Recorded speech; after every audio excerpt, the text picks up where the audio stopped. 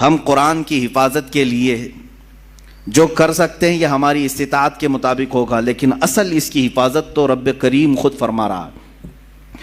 آج میں اس ہدایت والی مقدس کتاب کے سلسلے میں ہی آپ کے سامنے عرض کروں گا، چونکہ یہاں وقت بہت کم ملتا ہے اور مجھے آج طویل گفتگو کرنی تھی آپ کے درمیان، اور میرا یہ میسج عقل والوں تک بھی پہنچے اور بے عقل لوگوں تک بھی پہنچے، ان لوگوں کے درمیان بھی جائے جن کو صرف کیڑے تلاش کرنے کی عادت ہے، تاکہ اللہ چاہے تو انہیں بھی ہدایت مل جائے۔ عزیزان گرامی، تھوڑی سی باتیں میں قرآن عظیم کو لے کر کے عرض کر دوں۔ قرآن کل اترا ہوا، پرسوں اترا ہوا، مہینے پہلے اترا ہوا نہیں ہے، بلکہ یہ لوح محفوظ پر بہت پہلے سے لکھا ہوا ہے۔ بلکہ عقیدہ تو ہمارا یہ ہے کہ یہ اللہ کی صفت ہے، علم الہی ہے، اللہ تبارک و تعالیٰ کے ساتھ ہمیشہ سے ہے اور ہمیشہ رہے گا۔ قرآن کو فنا نہیں ہے۔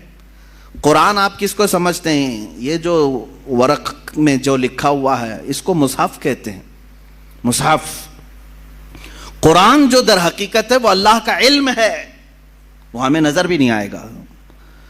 وہ جو علم الہی کو الفاظ میں جامہ پہنایا گیا اور اس کو ورق پر لکھا گیا تو ہم نے اس کو اٹھایا ہے، جو چھو سکتے ہیں ہم، اس کو مصحف کہتے ہیں۔ اصل قرآن تک تو کسی کا ہاتھ پہنچ ہی نہیں سکے گا، مٹانے کی بات تو چھوڑیں، وہ علم الہی ہے، اللہ رب العزت کا علم ہے۔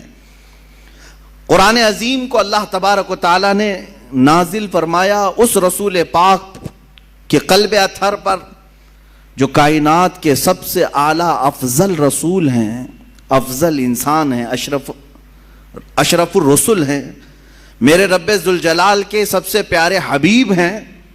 اور قرآن نے خود کہا ہے نزل بہ الروح الامین علی قلبک لتکون من المنذرین، یہ روح الامین کے ذریعے سے اتارا گیا ہے، جبرائیل امین کے ذریعے سے۔ اے رسول، آپ کے قلب اطہر پر اتارا گیا ہے تاکہ آپ اللہ سے ڈرنے والے ہوں۔ اب توجہ چاہتا ہوں، قرآن اللہ رب العزت کا علم ہے، اتارنے والے، لے آنے والے جبرائیل امین ہیں، جس پر اتارا گیا وہ محمد الرسول اللہ ہیں صلی اللہ تعالی علیہ وسلم۔ ان ذوات کی بات میں کر رہا ہوں، نہ کوئی اللہ رب العزت کے شان تک کوئی پہنچ سکے گا، نہ اس کے متعلق برا بھلا کہہ کر کے اس کی شان میں کوئی کمی کر سکے گا، نہ اللہ تبارک و تعالیٰ کو کوئی ضرر پہنچا سکے گا، نہ جبرائیل امین تک کوئی پہنچ سکے گا، نہ ہی محمد الرسول اللہ صلی اللہ علیہ وسلم تک۔ اور جب ان تین کے ذریعے سے اللہ رب العزت نے قرآن اتارا جبرائیل کے ذریعے سے میرے آقا صلی اللہ علیہ وسلم کے قلب اطہر پر، تو قرآن جو رسول پاک کے سینے پر اترا وہ اتنا محفوظ اتارا گیا ہے، اتنا محفوظ کہ صبح قیامت تک 1000 مشینیں، 1000 کمپیوٹر، 1000 انٹرنیٹ لے کر کے بھی اس میں رد و بدل نہیں کر سکیں گے، نہیں بدل سکیں گے۔ آپ سوال کر رہے ہوں گے کیا اس میں بڑی بات ہے؟ آج تو ایک خبیث مردود، ایک گندی نالی کا کیڑا جس کو سنگھیوں نے پال رکھا ہے، نام تو مسلمان رکھا وسیم نام، لیکن ہے در حقیقت وہ سنگھیوں کا ایک بنگی، اس نے یہ قرآن کو الگ چھاپنے کی کوشش بھی کی اور آیتیں حذف کر کے 26 آیتیں ایک نیا قرآن شائع کرنے کی بات کیا۔ پہنچا کیا تمہارے پاس قرآن؟ کسی کے پاس آیا ہے قرآن؟ اس کے گھر والے بھی نہیں پڑھ سکے ہوں گے، اس کو شاید ہو سکتا ہے پوری انٹرنیٹ کی دنیا مدد کرے، ایپلیکیشن بنانے والی آئی ٹی ٹیم بھی مدد کر کے دے دے۔ میرا چیلنج ہے اس کی موت تک بھی یہ اس کا بنایا ہوا ایپلیکیشن چل نہیں سکے گا۔ یہ کیا سمجھتا ہے کہ پہلی مرتبہ یہ بہت بڑی ڈینگ مار لیا، بہت بڑا اس نے تیر مار لیا؟ اس سے پہلے بھی بہت سارے لوگ آئے اور قرآن پاک کی تحریف اور تبدیل کی کوششیں کرتے رہے، لیکن چونکہ مولا نے جب یہ کہہ دیا ہے کہ ہم ہی اس کی حفاظت کرنے والے ہیں اور ایک آیت میں تمہیں بتا دوں، اتنی پاورفل آیت ہے، 15ویں پارے کی آیت، رب تعالیٰ فرماتا ہے قُلْ لَئِنِ اجْتَمَعَتِ الْإِنسُ وَالْجِنُّ عَلَىٰ أَن يَأْتُوا بِمِثْلِ هَذَا الْقُرْآنِ لَا يَأْتُونَ بِمِثْلِهِ وَلَوْ كَانَ بَعْضُهُمْ لِبَعْضٍ ظَهِيرًا۔ اے رسول آپ فرما دیں، سارے جنات، سارے انسان مل جائیں اور ایک دوسرے کی مدد کریں اور سب مل کر کے چاہیں کہ میرے اس قرآن کی طرح بنا لیں تو ہرگز وہ بنا نہ سکیں گے۔ اتنا پاورفل چیلنج ہے، نہیں بنا سکیں گے۔ تم نکالنے کی کوشش تو کیے، دوسرا بنا کر کیوں نہیں لا سکے آج تک؟ خرابیاں ڈھونڈنے کی تو کوشش کیے، ایک اور قرآن کیوں نہیں بنا سکے آج تک؟ اس کے میسیجز کیا تم سمجھتے ہو عربوں کی طرح القاریہ ملقاریہ وما ادراک ملقاریہ؟ ایک سورے کو دیکھ کر کے کچھ عرب کے شاعروں نے بنا لیا تھا الفیل ملفیل وما ادراک ملفیل خرطومہ طویل۔ اس آیت کے وزن پر انہوں نے بھی سوچا ہم بھی بنا لیں گے، لیکن وہ خود ہی ہنس پڑے بنا کر، ان کو خود ہی لگا کیا بھدا ہم نے بنایا ہے۔ القاریہ ملقاریہ، اس کا معنی ہی کچھ اور ہے، دل دہلا دینے والی۔ وہ قیامت کے متعلق ہے، کیا دل دہلانے والی؟ تم کیا جانو کہ کیا ہوتی ہے دل دہلانے والی؟ وہ قیامت کے منظر کو اللہ بیان فرما رہا ہے سورہ قاریہ میں، اور اس کے بدلے میں کچھ عرب کے جاہل شعراء بہت پیسے لے کر بنا کر لائے تھے کہ ہم بھی اسی ٹائپ کا کچھ بناتے ہیں۔ اور بنایا کیا؟ الفیل ملفیل وما ادراک ملفیل، ہاتھی، تم کیا جانو ہاتھی، خرطومہ طویل، اس کی سونڈ لمبی ہوتی ہے، اس کی پونچھ چھوٹی ہوتی ہے۔ اور اس کے بعد پھر ہنسنے لگے، یہ کون سی سورہ ہے، یہ کون سی سورہ بنی؟ وہ خود اپنی بنائی ہوئی چیز پر ہنس پڑے اور پھر پھاڑ کے پھینک دیا۔ میرے عزیزو، عرب والے جو عربی کے بڑے بڑے بلیغ اور فصیح تھے، ان کے درمیان میرے آقا صلی اللہ علیہ وسلم نے صرف 3 آیتیں لکھ کر کے چیلنج کیا تھا۔ خانہ کعبہ پر پہلے شاعروں کے شعر لٹکائے جاتے تھے، کیونکہ عرب میں اس وقت لٹریچر کا دورہ تھا۔ جو سب سے اچھا شعر لکھتا وہ خانہ کعبہ کے دروازے پر لٹکایا جاتا، اور جب کوئی دوسرا اس کا جواب لکھتا تو یہ پہلا والا نکال دیا جاتا، پھر نیا والا لگایا جاتا تھا، مقابلہ ہوتا تھا۔ یہ مقابلہ کئی سال تک چلا، کئی دنوں تک چلا، جب قرآن پاک کی 3 آیتیں میرے آقا صلی اللہ علیہ وسلم نے لے جا کر کے لگایا، انا اعطیناک الکوثر فصل لربک وانحر ان شانئک هو الابتر۔ 3 ہی چھوٹی آیتیں ہیں، چھوٹی آیتیں، اور قرآن پاک کی سب سے چھوٹی سورہ بھی ہے۔ اتنا ہی لے جا کر کے میرے آقا صلی اللہ علیہ وسلم نے خانہ کعبہ کے پاس لٹکا دیا۔ اب عربوں کو تکلیف ہوئی کہ اس کا جواب تو ہونا چاہیے، شاعروں کو بلاؤ، پیسے دے کر کے بلایا گیا، آؤ اس کا جواب دو۔ بہت سارے آئے، دیکھے، کیونکہ اس کا جواب لکھنا معمولی نہیں تھا۔ یہ ہے تو چھوٹی سورہ، لیکن معنی کے اعتبار سے ہر آیت میں ایک سمندر موجود ہے۔ اس کے مفاہیم، اس کے ترجمے کرنے بیٹھ جائیں، ہر لفظ کا ایک بہت ہی بلیغ معنی ہے، فصیح معنی ہے۔ تو ایک بہت بڑا شاعر آیا، اس نے کہا میں جواب لکھ دیتا ہوں۔ اس نے اس کے نیچے اپنی جانب سے لکھ دیا ما ھذا کلام البشر، اسی کے وزن پر لکھا اس نے، انا اعطیناک الکوثر فصل لربک وانحر ان شانئک ھو الابتر، اتنا لکھا تھا۔ نیچے اس نے جا کر کے لگا دیا ما ھذا کلام البشر۔ وہ کہتا ہے میں اس کا جواب یہ لکھتا ہوں، یہ بشر کا کلام ہو ہی نہیں سکتا، یہ کسی انسان کا کلام ہو ہی نہیں سکتا۔ اس کے بعد پھر یہ خانہ کعبہ پر یہ لٹکانے کا سلسلہ بھی بندی ہو گیا۔ آخری مرتبہ قرآن کی وہی سورہ لگائی گئی، اور آج تک پھر دوبارہ کوئی چیلنج کے لیے لا نہیں سکا۔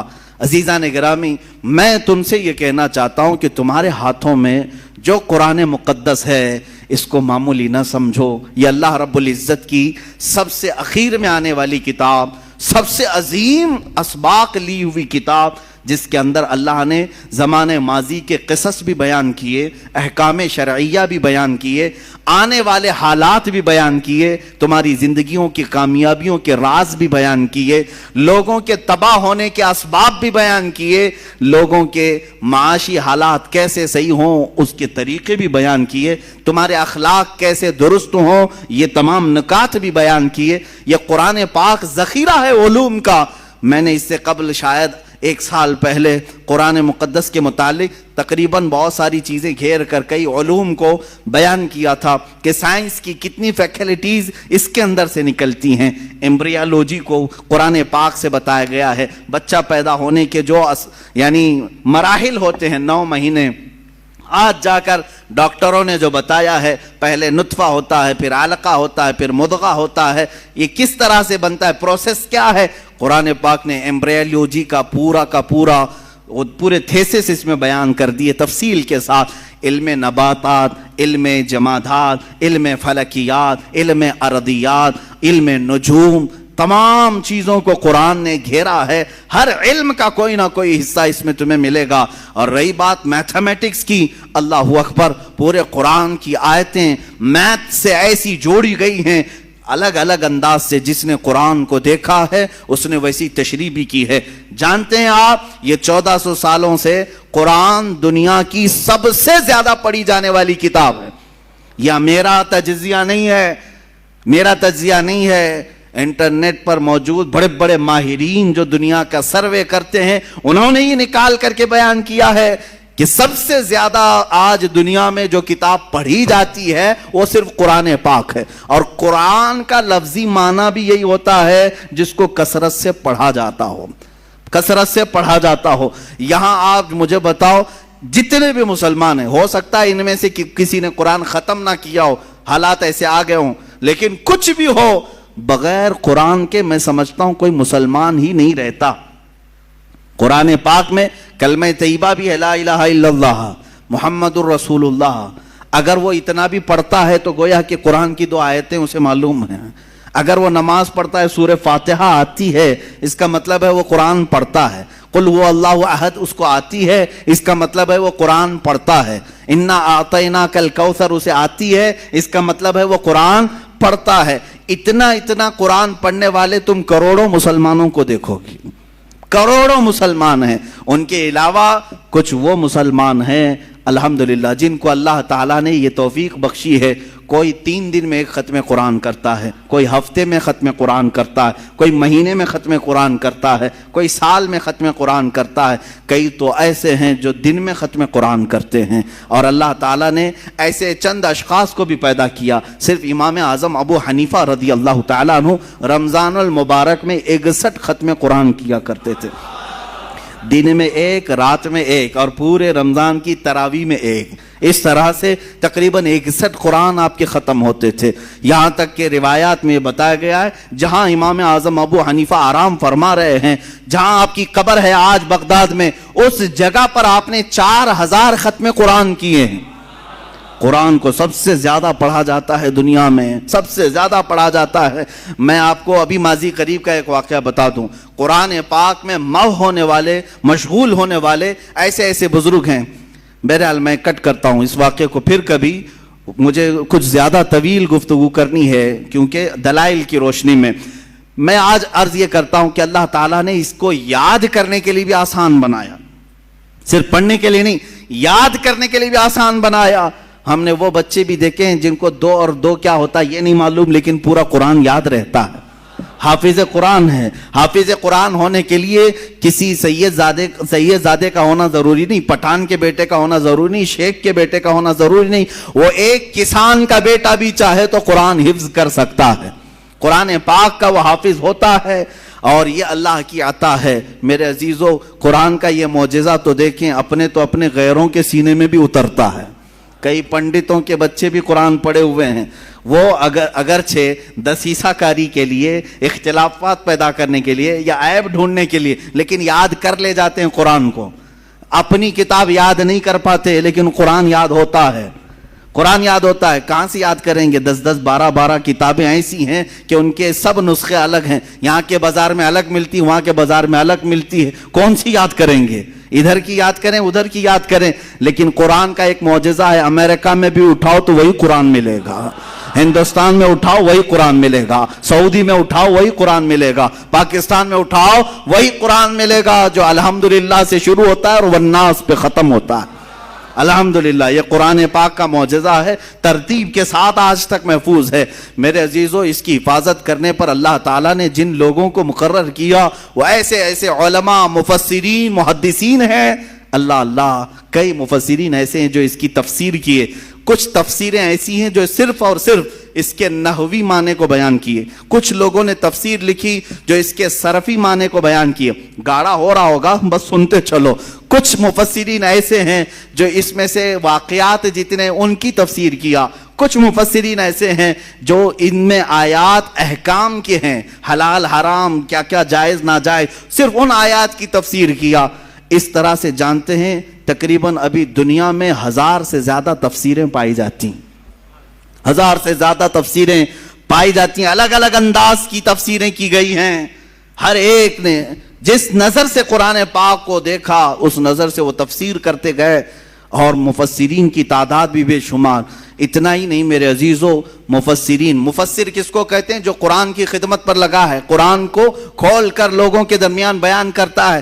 ان میں مفسرین وہ بھی ہیں جنہوں نے آیتیں بھی گن کر رکھی ہے، آیتیں ہی نہیں بلکہ اس کے اندر موجود پورے حروف بھی گن کر کے رکھے ہیں۔ صرف حروف ہی نہیں، بعض مفسرین وہ ہیں جو ان میں موجود نقطے بھی گن کر کے رکھے ہیں، یہ بھی گنا ہے کہ کتنی مرتبہ با آیا ہے، کتنی مرتبہ تا آیا ہے، کتنی مرتبہ یا آیا ہے، کتنی مرتبہ سین ہے، شین ہے۔ قرآن کے ہر حرف کو محفوظ کر کے رکھا ہے مفسرین نے۔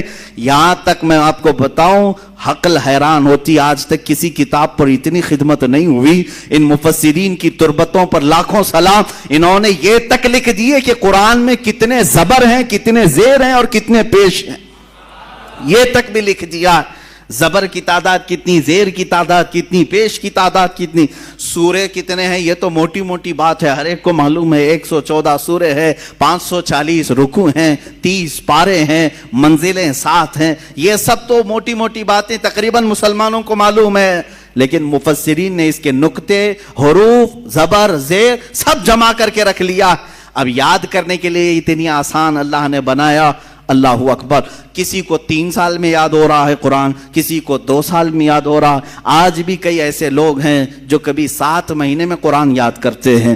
آپ کو پتہ ہے بریلی کے تاجدار امام عشق و محبت اعلیٰ حضرت فاضل بریلوی رضی اللہ تعالیٰ عنہ عالم بھی تھے، قاری بھی تھے، محدث بھی ہیں، مفسر بھی ہیں۔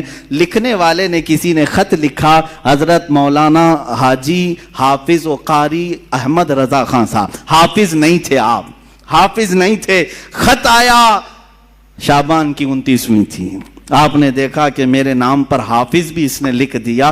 لوگ اگر میرے بارے میں گمان کرتے ہیں کہ میں حافظ ہوں تو کیوں نہ حفظ شروع کروں۔ فرماتے ہیں کہ روزانہ پھر آپ نے قرآن اٹھایا اور فجر کے بعد تلاوت شروع کرتے، ایک پارہ تلاوت کرتے بلکہ یاد کر کے رات کو تراویح میں سنا دیتے۔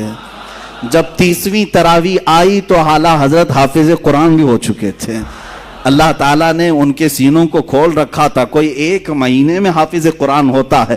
اچھا اور اوپر جائیں، امام اعظم ابو حنیفہ رضی اللہ تعالیٰ عنہ کے ایک شاگرد ہیں، ان کے ایک شاگرد ہیں، 2 شاگرد مشہور ہیں، امام ابو یوسف اور ایک امام محمد بن حسن شیبانی۔ یہ چھوٹے تھے جب امام اعظم کے پاس پڑھنے کے لیے آئے تھے، داڑھی مونچھ بھی نہیں تھی۔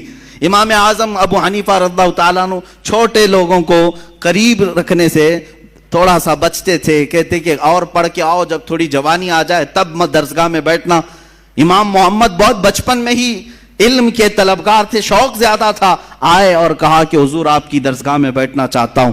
امام اعظم نے دیکھا کہ یہ ہٹتا نہیں، جاتا نہیں، تو ایک شرط لگا دیا، کہا بیٹا میں اسی کو پڑھاتا آتا ہوں جو حافظ قرآن ہوتا ہے، کیا تو حافظ ہے؟ کہا نہیں حافظ تو نہیں۔ امام اعظم نے کہا کہ اس کو چھٹی کریں، حفظ کرنے میں جو زمانہ گزرے گا اس کے بعد آئے گا۔ امام محمد بن حسن شیبانی چلے گئے، یعنی دل میں بات تو رہی کہ درسگاہ میں بٹھایا نہیں، چلو ٹھیک ہے، جا کر کے پھر 8 دن کے بعد واپس دوبارہ آئے۔ امام اعظم ابو حنیفہ نے کہا پھر آ گئے تم، میں نے تمہیں بھیجا تھا۔ امام محمد بن حسن کہتے ہیں حضور پورا قرآن حفظ کر کے آیا ہوں، آپ نے 8 دن قبل کہا تھا اس 1 ہفتے میں میں حفظ قرآن کر کے آیا ہوں۔ یہ اللہ کا کلام ہے، وہ جس کے سینے میں چاہے اتار دے، اور یہ رب ذوالجلال کی عطا ہے۔ یہ تو میں دنوں کی تعداد بتا رہا ہوں، کوئی مہینے میں، کوئی 6 مہینے میں، کوئی سال، 3 سال، 8 دن۔ مولا اگر چاہے تو منٹ میں بھی کسی کے سینے میں اتارے، یہ اس کا کرم ہے۔ ذالک فضل اللہ یؤتیہ من یشاء، وہ اللہ کا فضل ہے، وہ جسے چاہے عطا فرمائے۔ عزیزان گرامی وقار، قرآن کے بارے میں ہم مسلمانوں کا عقیدہ وہی ہے جو صحابہ اکرام کا عقیدہ رہا، جو تابعین کا عقیدہ رہا۔ ہم قرآن کو ہر کتاب سے فوقیت دیتے ہیں، ہر کتاب سے دیتے کیا ہے؟ حقیقت میں اس کی حقیقت ہی یہ ہے کہ قرآن اللہ کی کتاب ہے، اور اس سے بڑھ کر روئے زمین پر کوئی کتاب نہیں، کوئی کتاب نہیں۔ آج تک محفوظ کتاب پوری دنیا میں صرف قرآن پاک ہے۔ یہ میرا چیلنج ہے، اگر کوئی اسے توڑ سکتا ہے تو توڑ کر کے دکھائے۔ میں قرآن پاک کی ہر حرف اور ہر آیت، ہر سورے کو ثابت کر کے دکھاؤں گا کہ 1400 سال سے قرآن کیسے محفوظ ہے، اور باقی دوسری کتابوں میں کیا کیا خرد برد ہوا ہے وہ بھی ہمیں پتا ہے، کس کے کتنے نسخے ملتے ہیں، کتنے الگ الگ کتابیں کہاں کہاں سے شائع ہوتی ہیں۔ مقدس کتابوں کی بات کر رہا ہوں، سب خرد برد ہو گئے ہیں، کبھی پنڈتوں نے بدل دیا، کبھی پادریوں نے بدل دیا، کبھی یہودیوں کے حکیموں نے بدل دیا۔ جیسے جیسے موقع آتا رہا وہ اپنی مقدس کتابوں کو بدلتے رہے۔ قرآن ایک ایسی کتاب ہے جس کو اللہ تعالیٰ نے ہر ایک کے ہاتھ سے محفوظ رکھا ہے، کوئی اس کو بدل نہیں سکا۔ اب آؤ اصل موضوع پر میں آ جاتا ہوں، اس لیے کہ شاید یہ وقت بھی ناکافی ہو جائے گا۔ آج اس بات کو نوٹ کر کے چلے، میں جواب دے رہا ہوں جن لوگوں کو قرآن کی 26 آیتوں سے تکلیف ہے، میں وہی 26 آیتیں پھر سے تلاوت کرتا ہوں تاکہ تمہاری تکلیف اور بڑھے اور بڑھے، اور مومنوں کے دل میں نور اور زیادہ ہو، کیونکہ قرآن کی آیت ہے، ہم سنیں گے ایمان بڑھتا ہے۔ میرے آقا نے فرمایا 1 حرف پڑھو گے تو 10 نیکیاں۔ کتنے؟ 1 حرف پڑھو تو 10 نیکیاں۔ اب یہ 26 آیتوں میں میں نے کاؤنٹ نہیں کیا کتنے حرف ہیں، اب کاؤنٹ کریں گے تو ہزاروں نیکیاں ہیں، اور مومنین کے لیے یہ ثواب ہی ہے۔ اور ان لوگوں کے لیے اگر تکلیف ہے تو اعلیٰ حضرت کا وہ شعر میں عرض کر کے آگے بڑھتا ہوں۔ فاضل بریلوی رضی اللہ تعالیٰ عنہ فرماتے ہیں دل آدھا کو رضا تیز نمک کی دھن ہے۔ میں سمجھاتا ہوں، اعلیٰ حضرت کے اشعار بھی اچھوں کو نہیں آ پاتے، پلے نہیں پڑھ پاتے ہیں، لیکن میں بھی کوئی بہت بڑا عالم نہیں ہوں، بزرگوں سے، اساتذہ سے جو سنا اشعار یا تشریح وہ آپ کے سامنے منتقل کرتا ہوں۔ اعلیٰ حضرت فرماتے ہیں دل آدھا کو رضا تیز نمک کی دھن ہے، کچھ اور ذرا چھڑکتا رہے خامہ تیرا۔ مطلب یہ ہے دل آدھا، دشمنوں کے دل کو تیز نمک کی دھن ہے۔ تیز نمک پایا جاتا ہے، ایک تیز نمک کیا ہوتا ہے؟ یہ نمک زبان پر رکھو گے تو 2 گھنٹے جلتی رہے گی زبان، ایک تیز نمک ہوتا ہے، وہ تیز نمک جلدی کوئی چکھتا نہیں۔ لیکن اعلیٰ حضرت فرماتے ہیں کچھ دشمن ایسے ہیں ہمارے، ان کو تیز نمک کھانے کی عادت ہے، ان کو تیکھا تیکھا کھانے کی عادت ہے، تو پھر تم انہیں میٹھا میٹھا کیوں کھلاؤ گے؟ کچھ اور ذرا چھڑکتا رہے خامہ تیرا۔ اعلیٰ حضرت اپنے بارے میں فرمائے، خامہ کہتے ہیں قلم کو، احمد رضا تمہارا قلم اور تھوڑا سا نمک چھڑکتا رہے تاکہ ان کو تیز کھانے کی جو عادت ہے وہ ملتی رہے۔ آج اگر 26 آیتیں کسی کو کچو کے لگاتی ہیں، پیٹ میں مروڑ پیدا کرتی ہیں، تکلیف دیتی ہیں، تو ہم اعلیٰ حضرت کے اسی شعر کی برکت سے اور تلاوت کریں گے اور تلاوت کریں گے۔ میں اپنی تقریر کے اخیر میں یہ عرض ضرور کہوں گا کہ یہ 26 آیتیں میں نے اس کو پورا ایک بینڈ بنایا ہے، ایک کتاب انشاءاللہ العزیز شائع بھی ہوگی اور ہر گھر میں تقسیم بھی ہوگی۔ تم بھی پڑھو، ان تک بھی پہنچاؤ تاکہ یہ آیتیں بار بار دیکھیں اور پھر وہ محسوس کریں جنہیں ہم حذف کرنے کی کوشش کر رہے تھے، وہ آج ان چھوٹے مسلمانوں نے گھر گھر تک پہنچا دیا ہے۔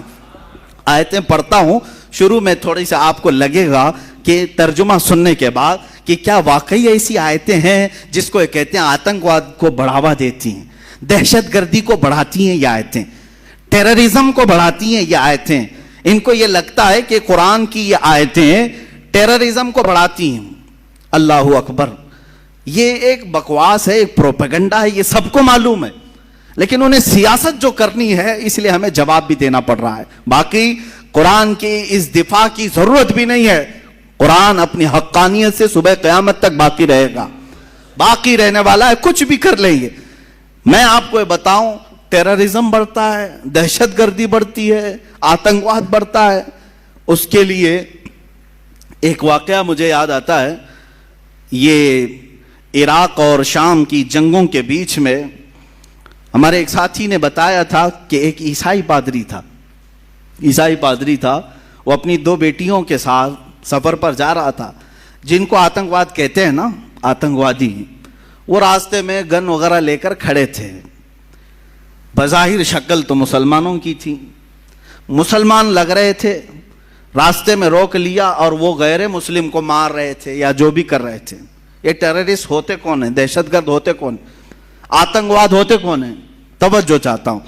اس عیسائی پادری کو انہوں نے روک لیا, چیکنگ شروع کی, چیک کیا اس کی گاڑی کو. اس کے بعد پوچھا, بتاؤ تم مسلمان ہو یا مسیح ہو, کیا ہو؟ اس نے کہا میں مسلمان ہوں. اس عیسائی پادری نے کیا کہا, میں مسلمان ہوں. تو سامنے جو کھڑے تھے گن وغیرہ لے کر کے, کہا کہ اچھا چلو ٹھیک ہے, اگر مسلمان ہو تو قرآن پڑھ کے بتاؤ. تو یہ پادری, اس کے پاس بائبل تھی, بائبل رکھی ہوئی تھی, وہ اٹھایا اور اس میں سے پڑھنے لگا. کچھ جگہ سے پڑھا اور سامنے والوں نے کہا اچھا ٹھیک ہے جاؤ, تم مسلمان ہو, آگے جاؤ. چھوڑ دیا. اس کی بیٹیاں اس سے پوچھنے لگیں, بابا یہ کیا کیا تم نے؟ ان لوگوں کے سامنے کہا میں مسلمان ہوں اور بائبل پڑھ کے بتایا کہ قرآن پڑھ رہا ہوں. اس عیسائی نے بہت اچھا جواب دیا تھا, کہا کہ بیٹا مجھے معلوم ہے یقین کے ساتھ کہ یہ جو کھڑے تھے یہ قرآن پڑھے ہوئے لوگ نہیں تھے, قرآن پڑھے ہوئے لوگ نہیں تھے.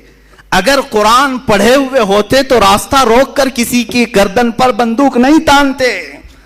مجھے یقین تھا کہ یہ کسی اور کے پالے ہوئے ٹٹو ہیں, ان کے پاس کچھ بھی پڑھو تو یہ سمجھیں گے قرآن ہے.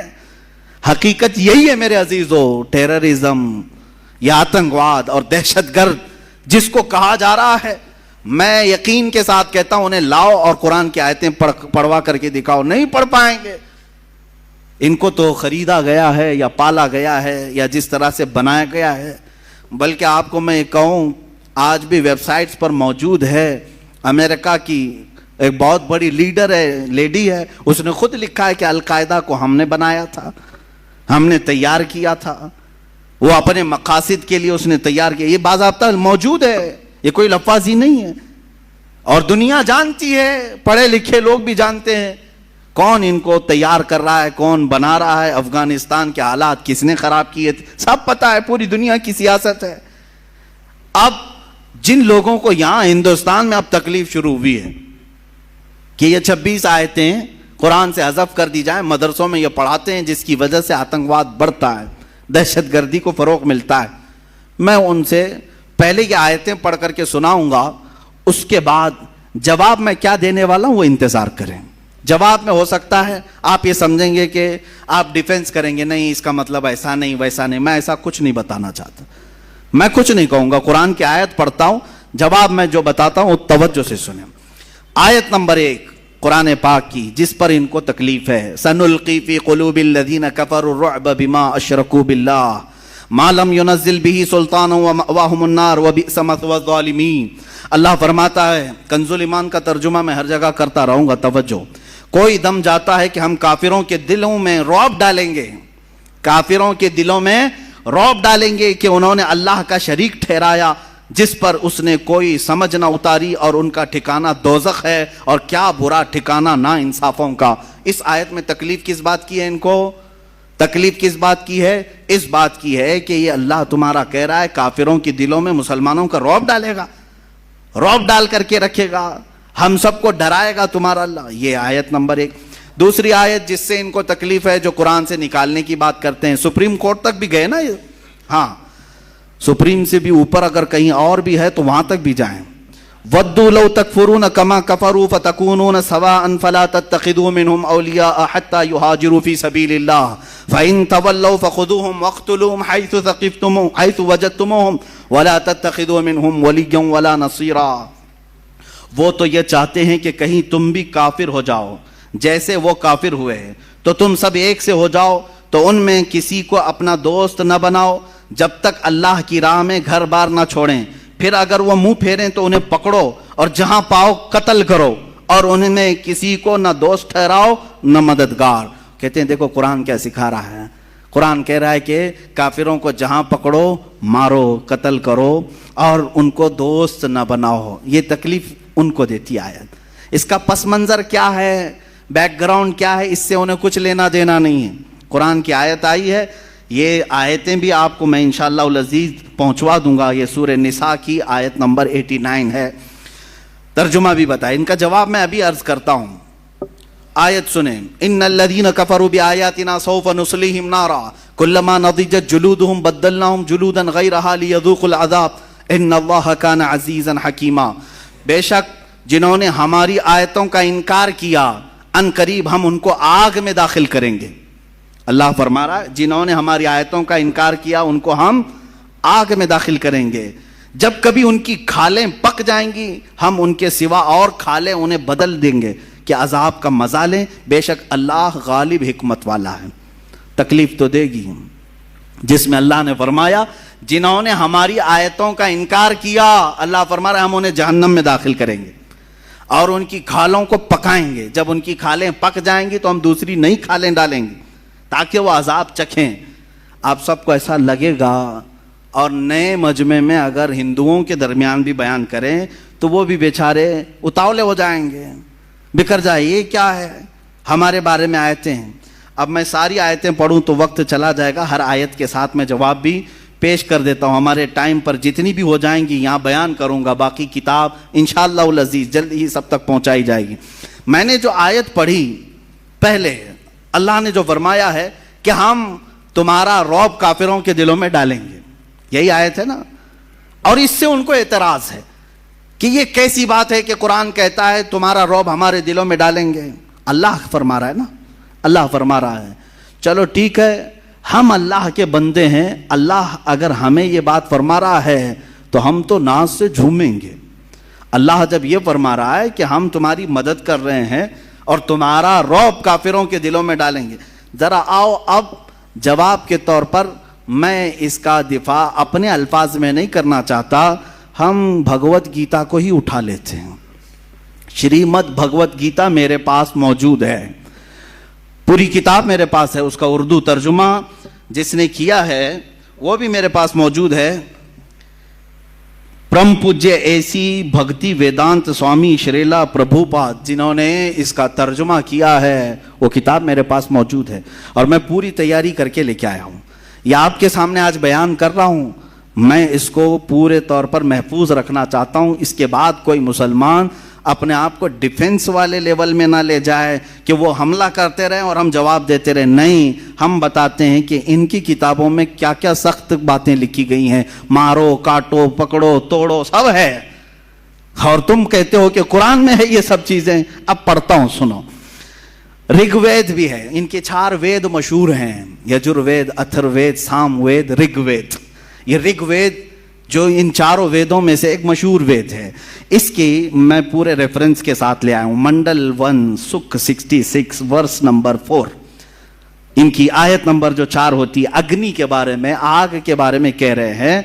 जो आयत आपने पढ़ा ना, अल्लाह ने फरमाया कि हम तुम्हारा रौब काफिरों के दिलों में डालेंगे। सेम टू सेम टॉपिक इस ऋग्वेद में कहा जा रहा है कि आग जो अग्नि होती है, वो कह रहा है, भगवान कहता है कि आग के बारे में कहा जा रहा है कि ये दहशत पैदा करने वाली आग दहशत के साथ हमला करेगी। दहशत का लफ्ज तो हमारे पूरे कुरान में कहीं नहीं है, टेररिस्ट का लफ्ज पूरे कुरान में कहीं नहीं है, लेकिन जिन्होंने ऋग्वेद का तर्जुमा किया है उन्होंने दहशत का लफ्ज इस्तेमाल किया है। दहशतगर्दी कुरान में नहीं आई। अब ये अगर बताएंगे तो कुछ लोगों को बुरा लगेगा, और बुरा लगे तुम चुप हो जाओ, हम भी चुप हो जाते हैं। ضرورت نہیں چھیڑخانی کرنے کی. قرآن پر تم نے انگلیاں اٹھائی تو ہم بتاتے ہیں دہشت کا لفظ کہاں کہاں آیا ہے. قرآن نے کہا ہم تمہارا رعب ان کے دلوں میں ڈالیں گے, اور تم کہہ رہے ہو تمہاری کتاب میں ہے دہشت والی آگ سے ہم سب کو جلائیں گے. آیت نمبر 2, دوسری آیت, اچھا, جس میں اللہ تعالیٰ نے یہ فرمایا ہے وَاقْتُلُوهُمْ حَيْثُ ثَقِفْتُمُوهُمْ, بلکہ یہ آیت سنیں, یا ایھا الذین آمنوا انما المشرکون نجس. اللہ نے فرمایا اے ایمان والو بے شک مشرکین نجس ہیں. کیا ہے؟ ناپاک ہیں, نجس ہیں. تو یہ کہتے ہیں دیکھو ہم سب کو تو ناپاک کہہ دیا ہے, نجس کہہ دیا ہے, قرآن کہتا ہے کہ نجس ہے. یہ باتیں میں ان سب سے کہوں گا جو اپنی اپنی کنڈلیاں لے کر کے لوگوں کو گمراہ کرتے ہیں, ویڈیو بناتے ہیں, فیس بک پہ ڈالتے ہیں, اور بیچارے بھولے بھالے ہندوؤں کو مورکھ بناتے ہیں, بیوقوف بناتے ہیں. اس میں بڑے پیمانے پر وہ کیا نام ہے کلشریشٹھ, اور دوسرا یہ جو پاکھنڈی تھا جو گوفے میں بیٹھ کے بھوکتا ہے, یہ قرآن کے متعلق جو باتیں کرتے ہیں سنیں. وہ اپنے لوگوں سے کہتے ہیں قرآن کہہ رہا ہے بے شک مشرکین, مشرکین کا مطلب آئیڈل ورشپرز, جو خدا کے علاوہ دوسرے کو پوجا کرتے ہیں, نجس ہے. قرآن ایسا کیسے کہہ رہا ہے؟ سنو, Bhagavad Gita chapter number 3 verse number 12 میں کیا کہا گیا ہے. اس میں کہا جا رہا ہے بھگوت گیتا میں, شریمد بھگوت گیتا کہتے ہیں, یہ بھگوت گیتا کے اکثر جو شلوک ہیں وہ کرشنا نے ارجن کو جو بتائے, یہ ہندو اگر سنیں گے تو اس کو سمجھیں گے, وہ ایکسپٹ کریں گے. بے غرض خدمت کرنے سے دیوتا تم کو تمہارے مانگے بغیر تمہاری پسند کے سامان دیں گے. بغیر کسی غرض کے تم خدمت کرو گے تو تمہارے دیوتا بغیر مانگے تمہیں بہت سارے انعامات دیں گے. اور اگر کوئی دیوتاؤں کی دی ہوئی نعمتوں کو دیوتاؤں کو نہیں دے گا, یعنی چڑھائے گا نہیں, چڑھاوے گا نہیں, اور خود مزہ لے گا, تو بھگوت گیتا میں کیا کہہ رہا ہے, وہ دنیا کے بڑے چور ہیں, وہ یقیناً چور ہوں گے. ارے ہم مشرکین کو نجس قرآن نے کہا اور تم چور کہہ رہے ہو پورے لوگوں کو. پوری دنیا کے لوگ سب چور ہیں. آپ چڑھاتے ہیں, سب چور ہیں.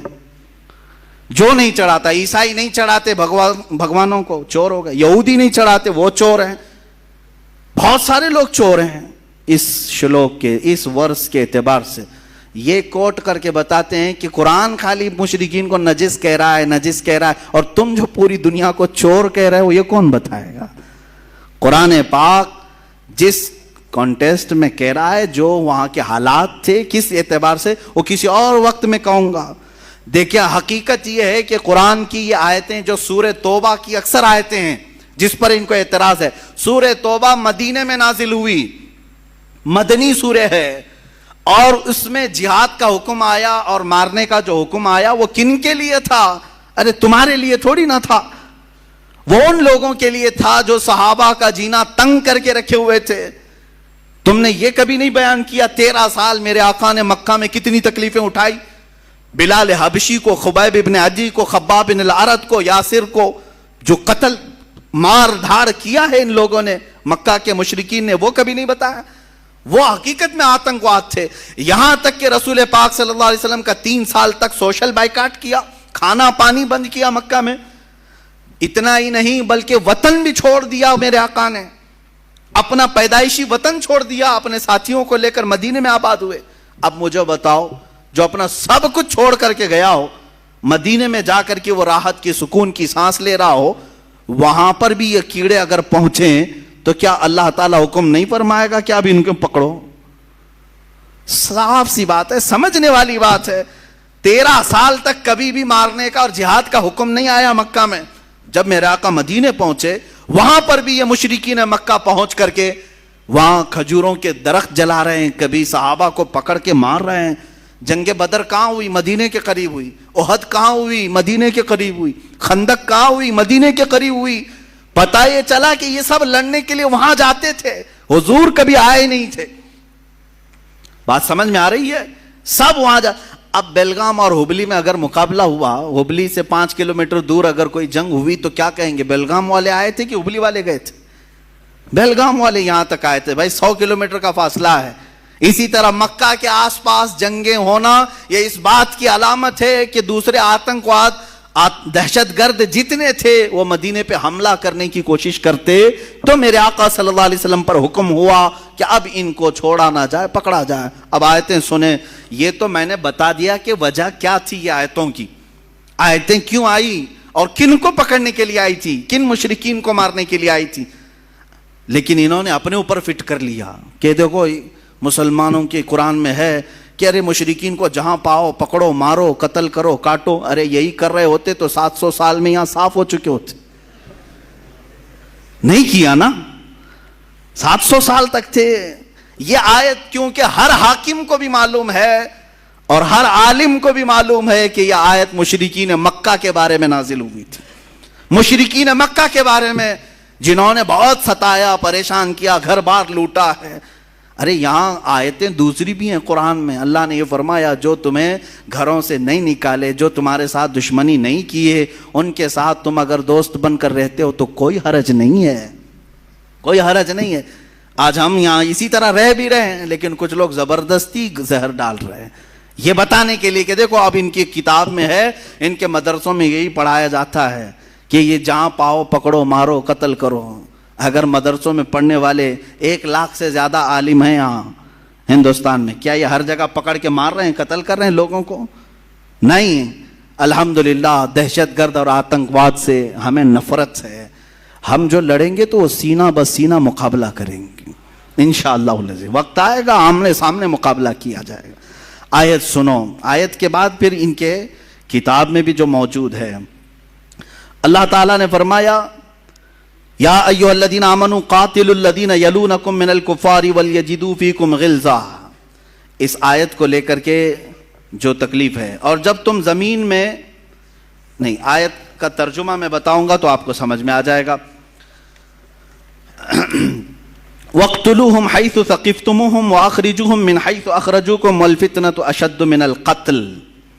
یہ آگے تک آیت ہے، ترجمہ سنو۔ اور کافروں کو جہاں پاؤ مارو اور انہیں نکال دو جہاں سے انہوں نے تمہیں نکالا تھا، اور ان کا فساد تو قتل سے بھی سخت ہے، اور مسجد حرام کے پاس ان سے نہ لڑو جب تک وہ تم سے وہاں نہ لڑیں، اور اگر تم سے لڑیں تو انہیں قتل کرو، کافروں کی یہی سزا ہے۔ یہ آیت درد دیتی ہے، تکلیف دیتی ہے۔ دیکھو جہاں پاؤ مارو، قتل کرو، قرآن یہی کہہ رہا ہے، قرآن یہی کہہ رہا ہے۔ تو اب ہم بتاتے ہیں قرآن یہ کہہ رہا ہے تو پھر گیتا کیا کہہ رہی ہے؟ Shrimad Bhagavad Gita chapter 4 verse number 78، اس میں یہ کہا جا رہا ہے سادھوؤں، کرشنا جو ہے وہ کہتے ہیں کہ میں کب کب آتا ہوں سنو، کہتے ہیں سادھوؤں کی حفاظت کرنے کے لیے اور گنہگاروں کو نیست و نابود کرنے کے لیے اور دھرم کو قائم رکھنے کے لیے میں الگ الگ انداز میں اوتار لیتا ہوں۔ کون کہہ رہا ہے؟ کرشنا کہہ رہے ہیں، میں نیست و نابود کرنے کے لیے آتا ہوں۔ کس کو؟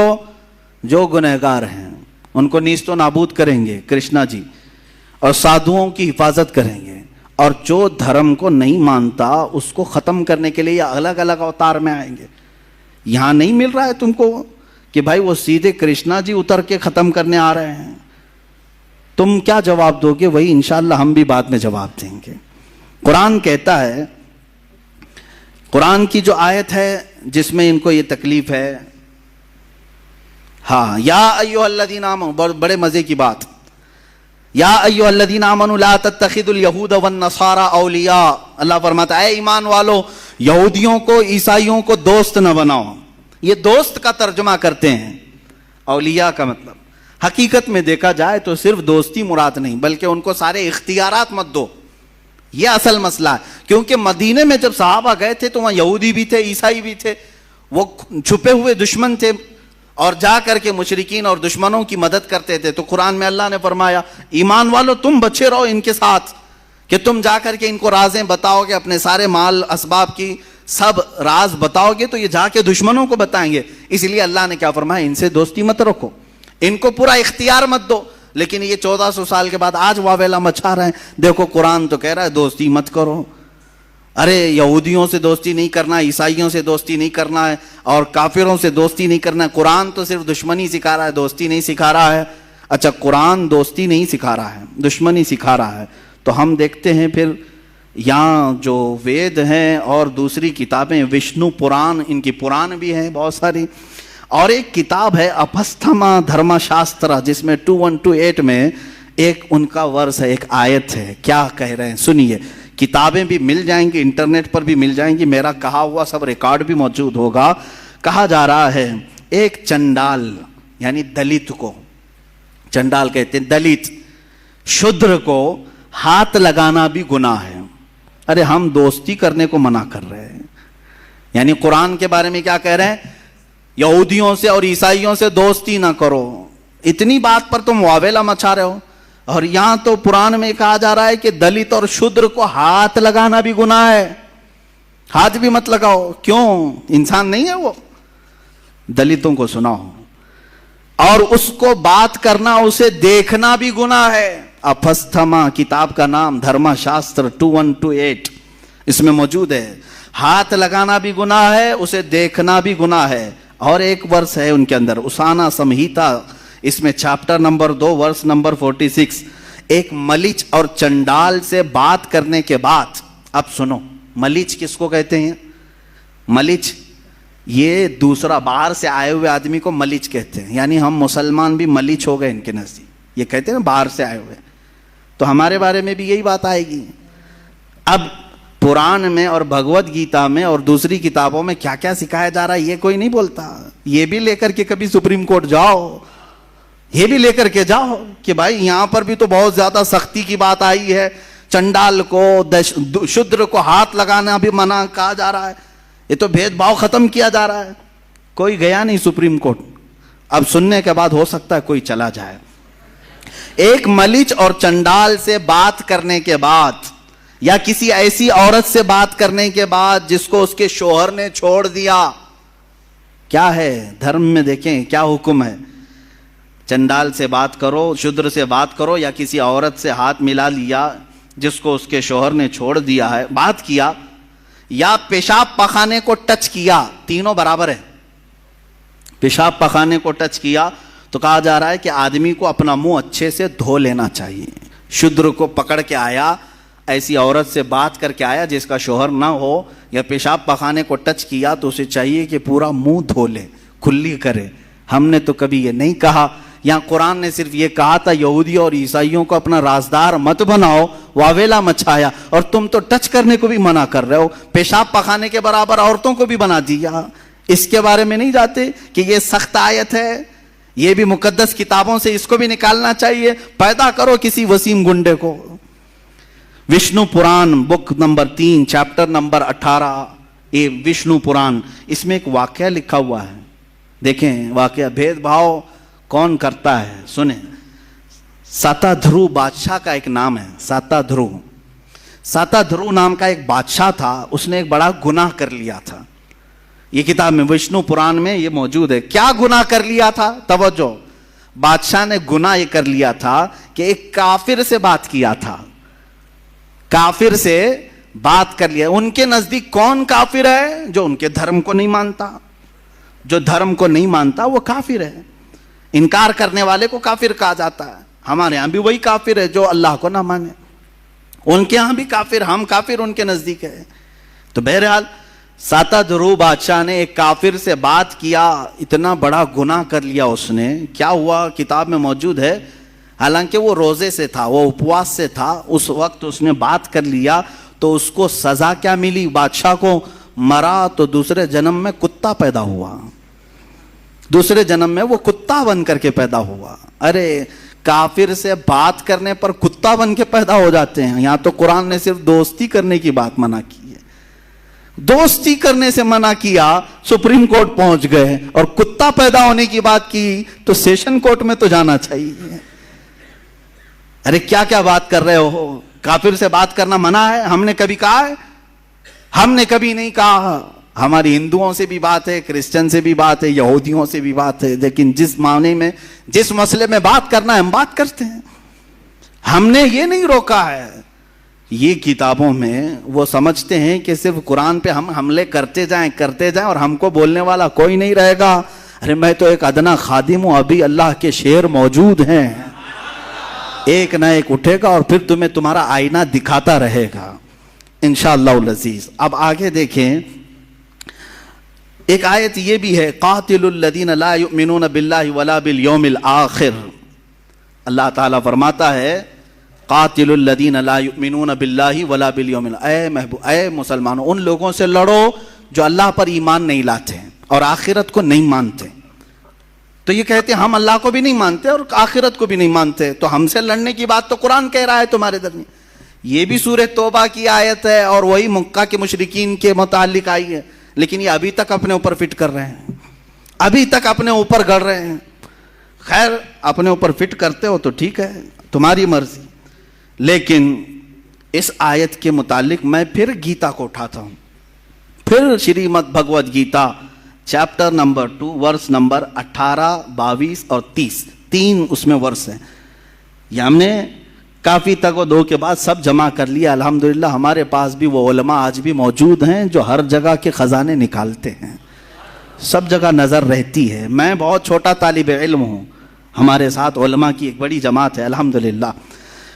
گیتا میں کرشنا ارجن سے کہتا ہے، آیت ذہن میں ہے نا، اللہ نے فرمایا ان لوگوں سے لڑو جو اللہ کو نہیں مانتے اور آخرت پر ایمان نہیں رکھتے، ان سے لڑو، جنگ کرو۔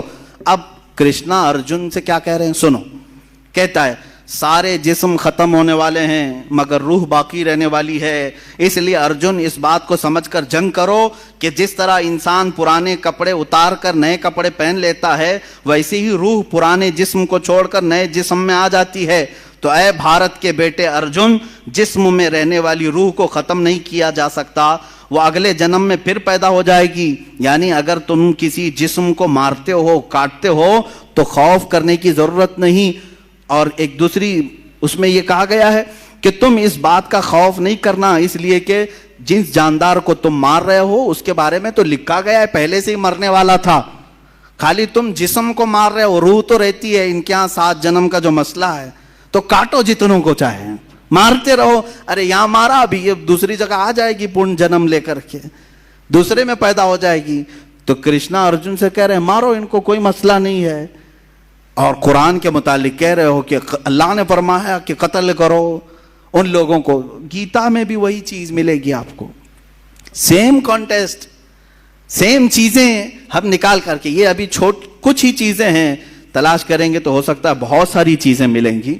اب دیکھیں جو لوگ، یہ ایک آیت یہ بھی ہے، اس کو کہتے ہیں اے ایمان والو، یا ایھا الذین آمنوا لا تتخذوا آباءکم واخوانکم اولیاء ان استحبوا الکفر علی الایمان، اے ایمان والو اپنے باپ اپنے بھائیوں کو دوست نہ رکھنا۔ تمہارے لیے بھی حکم ہے، ہمارے لیے بھی، اپنے باپ بھائیوں کو دوست نہیں رکھنا اگر وہ ایمان چھوڑ کر کافر ہو جائیں۔ الحمدللہ ہم آج بھی یہی کریں گے، یہی کریں گے نا۔ ہاں ہمارا عقیدہ یہی ہے، نبی سے ہو جو بیگانہ اسے دل سے جدا کرتے، پدر مادر برادر جان و مال ان پر فدا کرتے، ہمارا عقیدہ یہ ہے، نبی سے جو ہو بیگانہ وہ ہمارا ہو نہیں سکتا۔ اور قرآن کہہ رہا ہے تمہارے باپ بھائی وغیرہ اگر ایمان کو چھوڑ کر کفر کو پسند کرتے ہیں تو دوست مت رکھو ان کو، ان کے ساتھ دوستی مت رکھو، ورنہ کیا ہوگا تمہارے ساتھ بھی چھیڑ چھاڑ کریں گے اور الگ معاملات ہوں گے۔ بہرحال اب گیتا میں بھی ایسا ہی کچھ ملتا ہے، chapter number 1 verse number 26 Krishna Arjun کو جنگ پہ ابھارنے کے لیے کہہ رہا ہے۔ کرشنا بھگوان ہے، ارجن جو وزیر ہے یا جو بھی ہے، جنگ کرنے کے لیے، اور ارجن جنگ نہیں کرنا چاہ رہا ہے۔ تو کرشنا جی کیا کہہ رہے ہیں، ارجن کیوں جنگ نہیں کرنا چاہ رہا تھا؟ یہ آپ پڑھیں گے بھگوت گیتا وغیرہ کے مطالعے کے بعد پتہ چلتا ہے کہ ایک جنگ ہوئی تھی پانڈووں اور گوروں کے بیچ میں۔ تو پھر ارجن نے دیکھا دونوں ٹیم میں کون ہے، اس کے دشمنوں کی ٹیم میں کون کون ہے، اس کے دونوں طرف دیکھ کر کے ارجن دیکھا ٹیم بی ہو یا ٹیم اے ہو، جو دشمنوں کی ٹیم تھی اس میں ارجن کا باپ بھی ہے، دادا بھی ہے، استاد بھی ہے، ماموں بھی ہے، بھائی بھی ہے، بیٹے بھی ہیں، دوست بھی ہیں، سسرا بھی ہے اور اچھا چاہنے والے بھی ہیں، یہ سب دشمنوں کی ٹیم میں کھڑے ہیں اور ارجن ادھر ہے۔ اور پھر اب کرشنا جی کہتے ہیں اٹھو جنگ کرو، اٹھو جنگ کرو، اس لیے کہ ان کی محبت تمہارے اوپر غالب نہ آئے، جنگ کرو۔ ارے میاں یہاں تو قرآن نے صرف باپ اور بھائی کا ذکر کیا کہ اگر وہ ایمان چھوڑ کر کفر کو اختیار کریں تو دوستی نہ کرو. اور کرشنا تو جنگ کرا رہے ہیں باپ سے بھی, دادا سے بھی, سسرے سے بھی, بیٹے سے بھی, بھائی سے بھی, استاد سے بھی, سب ہے بھگوت گیتا میں. یہ آیت نہیں نظر آئی جس میں یہ کہا گیا ہے ارجن کو کہ تم مخالفت میں اگر تمہارا باپ بھی آئے, دادا بھی آئے, بیٹا بھی آئے, بھائی بھی آئے, استاد بھی آئے, ماموں بھی آئے, سب آئے, جنگ کرو, لڑو, اٹھو. یہ چیز تو گیتا میں بھی ہے. یہ کوئی کیوں نہیں کہتا کہ یہ آیت پڑھنے کے بعد کوئی آتنکوادی بن سکتا ہے, کوئی اپنے ماموں کے خلاف ہی تلوار لے سکتا ہے اور سسرے کے خلاف پہلے لے سکتا ہے. ہاں, یہ پڑھنے کے بعد تو ایسا لگے گا ارجن کو جب سسر کے خلاف کھڑے ہونے کے لیے کرشنا جی نے کہا ہے تو پھر اس پر ہم کیوں نہیں عمل کریں, کیونکہ سسرا ہی تو لا کر کے ہمارے گھر میں رکھا ہوا ہے. آیت اور کئی آیتیں ہیں, وقت ختم ہونے آیا ہے. میں اس کو آج اس لیے آپ کے سامنے رکھا کہ تم ڈیفنس والے لیول میں نہ جاؤ, دفاع کرنے کے معاملے میں نہ جاؤ کہ قرآن نے ایسا نہیں کہا, ویسا نہیں کہا. میاں ان کی کتابوں میں بھی سیم چیزیں ہیں. وقت ہوتا تو پھر بائبل اور تورات وغیرہ ان دوسری کتابوں کو جو مقدس مانا جاتا اس سے بھی لایا جاتا, لیکن آج معاملہ یہاں پر ہندوستان میں ان کے ساتھ ہے اور یہ سمجھتے ہیں کہ ہمارے ہاں ایسا کچھ بھی نہیں ہے, صرف قرآن میں ہے, صرف قرآن میں ہے. میں نے جتنی آیتیں پڑھی قرآن کی اور اس کے مقابل میں جتنے ورس اور جتنے چیپٹر بھگوت گیتا کے, ابھی منوسمرتی کا تو حال ہی الگ ہے.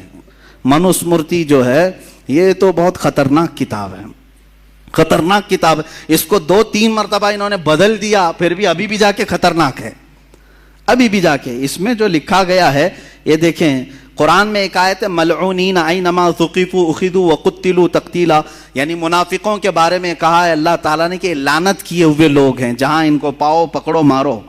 یہ آیتیں پکڑو مارو والی ان کو بہت تکلیف دیتی. کس کے لیے کہا گیا ہے؟ جنگ ہو رہی ہے, دشمن بھاگ جا رہا ہے یا دسیسہ کاری کر رہا ہے تو اس کو کیا چھوڑ دیں گے آپ؟ ارے انڈیا کے بارڈر کو کراس کر کے کوئی دشمن داخل ہو جائے, کیا انڈیا کی حکومت اعلان نہیں کرے گی جہاں پاؤ پکڑو اس کو؟ نہیں اعلان کرے گی کہ ایک بارڈر کراس کر کے گھس آیا ہے ہمارے اسٹیٹ کے اندر, جہاں ملے ارے پوسٹر بھی لگاتے ہیں, ایسی شکل والا کہیں دکھے تو فوراً پکڑو, پکڑنے کا حکم تو آتا ہے. لیکن وہ پوسٹر لے کر کے کیا ہم سب کے گھروں پہ پھرتے رہیں گے؟ ہر ایک کو پکڑنے کا گورنمنٹ نے کہہ دیا ہے, پکڑو مارو. ارے بھائی خاص آدمی کے لیے کہا ہے جو بارڈر سے گھس کر کے آیا. اسی طرح قرآن نے ان خاص لوگوں کے لیے کہا ہے جو اسلام کی جڑیں کاٹنے پر لگے تھے.